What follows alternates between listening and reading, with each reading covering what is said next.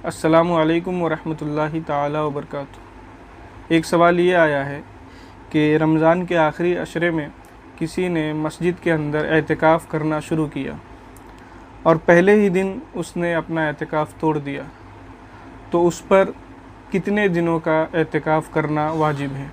देखिए, इसका जवाब ये है कि उस पर जिस दिन उसने एतिकाफ़ तोड़ा है सिर्फ़ उसी दिन का एतिकाफ़ करना उस पर वाजिब है।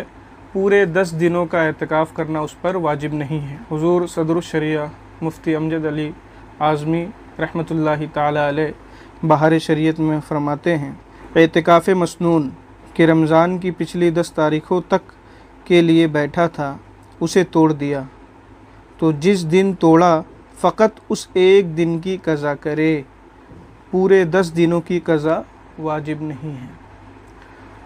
दूसरा सवाल ये आया है कि एतिकाफ़ के अंदर अगर कोई बैठा है, उस पर गुस्ल वाजिब नहीं, लेकिन वो गर्मी की वजह से ठंडक हासिल करने के लिए गुस्ल करना चाहता है, नहाना चाहता है, तो क्या एतिकाफ़ में उसके लिए इसकी रुख्सत है या नहीं? देखिए, अगर गुस्ल खाना और नहाने की जगह मस्जिद से अटैच है तो ऐसी सूरत में वो ठंडक हासिल करने के लिए वहाँ जाकर गुस्ल कर सकता है, नहा सकता है। लेकिन अगर गुस्ल खाना मस्जिद से अटैच नहीं है, मस्जिद से मिली हुई नहीं है और मस्जिद से बाहर दूर नहाने के लिए जाना पड़ता है, तो ऐसी सूरत में अगर वो सिर्फ़ ठंडक हासिल करने के लिए, गर्मी दूर करने के लिए वहाँ पर अगर वो गुस्ल करने जाएगा तो उसका एतिकाफ़ टूट जाएगा। उसी तरह औरतें जो मस्जिद बैत यानी अपने घर के अंदर एतिकाफ़ करती हैं, तो अगर उस घर के अंदर गुस्ल खाना, बाथरूम अटैच है, तो ऐसी सूरत में वो औरतें ठंडक हासिल करने के लिए, गर्मी दूर करने के लिए उस बाथरूम में, उस गुस्ल खाने में जो मस्जिद बैत से अटैच है वहाँ पर गुस्ल कर सकती हैं, नहा सकती हैं। लेकिन उस कमरे से निकल कर दूसरे कमरे में अगर वो जाती हैं तो उनका भी एतिकाफ़ टूट जाएगा। एक सवाल ये आया है कि एतिकाफ़ की हालत में मस्जिद के बरामदे में, मस्जिद के सहन में अगर कोई जाता है तो उसका एतिकाफ़ टूट जाएगा या नहीं? देखिए, अगर कोई मस्जिद के सहन में जाता है तो उसका एतिकाफ़ नहीं टूटेगा। मस्जिद के सहन का वही हुक्म है जो मस्जिद का हुक्म है। लेकिन एक बात याद रखें, आदमी एतिकाफ़ सिर्फ़ और सिर्फ़ अल्लाह तबारक व तआला की इबादत करने के लिए करता है, इसलिए जब वो एतिकाफ़ करे तो अपनी इबादत पर ज़्यादा तवज्जो दे और बिला ज़रूरत इधर उधर ना घूमे।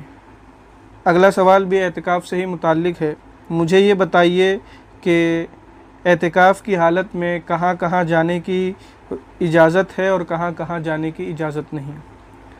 देखिए, एतिकाफ़ की हालत में मस्जिद के अंदर ज़्यादा से ज़्यादा वक्त दें, मस्जिद के बाहर बग़ैर ज़रूरत के ना निकलें। अगर बिला ज़रूरत मस्जिद से बाहर निकलेगा तो एतिकाफ़ टूट जाएगा। हाँ, मस्जिद से अटैच कुछ जगहें होती हैं जो नमाजियों की सहूलत के लिए बनाई जाती है, जिसे शरीयत में फ़नाए मस्जिद कहते हैं। मसलन जूता रखने की जगह, या वज़ू करने की जगह, या इस्तिंजा पाखाना करने की जगह, या गुस्ल करने की जगह। तो ये सारी चीज़ें जो मस्जिद से अगर अटैच होती हैं, मस्जिद से मिली हुई होती हैं, तो ऐसी सूरत में अगर इन जगहों पर कोई मोतकिफ़ यानी एतिकाफ़ करने वाला जाता है तो उसका एतिकाफ़ नहीं टूटेगा। मगर याद रहे कि बिला ज़रूरत इन जगहों पर भी नहीं जाना चाहिए। हुज़ूर सदरुश शरिया बदरुत तरीक़ा मुफ्ती अमजद अली आज़मी रहमतुल्लाहि ताला अलैह फ़तावा अमजदिया में फ़रमाते हैं, फ़नाए मस्जिद जो जगह मस्जिद से बाहर उससे मुल्हक़ यानी मस्जिद से अटैच ज़रूरियात मस्जिद के लिए यानी मस्जिद की ज़रूरतों के लिए है, मसलन जूता उतारने की जगह और गुस्ल खाना वग़ैरह, उनमें जाने से एतिकाफ़ नहीं टूटेगा। फ़नाए मस्जिद इस मामले में हुक्म मस्जिद में है, यानी फ़नाए मस्जिद यानी जो जगहें मस्जिद की सहूलत के लिए बनाई जाती हैं, एतिकाफ़ के मामले में फ़नाए मस्जिद का जो हुक्म है वो मस्जिद का ही हुक्म है। यानी अगर कोई वहाँ जाता है तो उसका एतिकाफ़ नहीं टूटेगा। मगर याद रहे, बग़ैर किसी ज़रूरत के इन जगहों पर भी नहीं जाना चाहिए।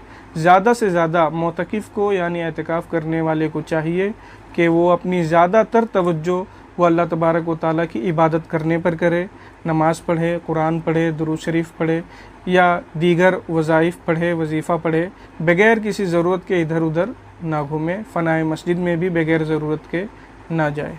السلام علیکم ورحمۃ اللہ تعالیٰ وبرکاتہ۔